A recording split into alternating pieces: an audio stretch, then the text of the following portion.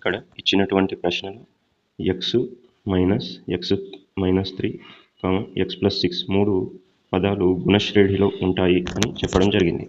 అయితే ఇక్కడ గుణశ్రేణి ఏబిసి అనే పదాలు గుణశ్రేణిలో ఉన్నాయి అనుకున్నట్లయితే దానికి సూత్రం ఏమిటంటే b² మైనస్ ఏసీ అనే నియమానికి లోబడి అవి గుణశ్రేణిలో ఉంటాయి.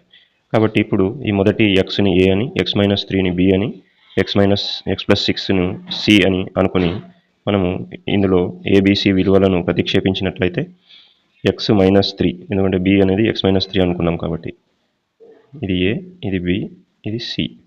So X minus 3 whole square equal to A into C అంటే ఎక్స్ ఇంటూ ఎక్స్ ప్లస్ 6 అవుతుంది. ఇప్పుడు దీన్ని మనము A minus B whole square ప్రకారం చేసినట్లయితే x² minus 6x plus 9 equal to X into x² plus X into 6x అవుతుంది.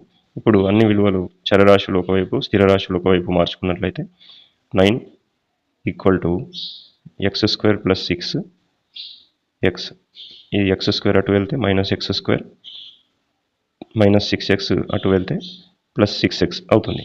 ఇప్పుడు plus x² minus x²ని cancellation చేసినట్లయితే 9 equal to 6x plus 6x 12x అవుతుంది.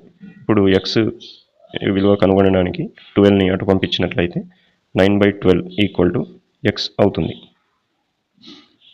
అయితే ఈ లవహారాలు మనకు ఉమ్మడి కారణాంకం 3ని కలిగి ఉన్నాయి కాబట్టి 3 ఎక్కంలో దీన్ని క్యాన్సలేషన్ చేసినట్లయితే 3 మూల 9, 3 నాలుగు 12. సో x విలువ ఇప్పుడు 3/4 అవుతుంది.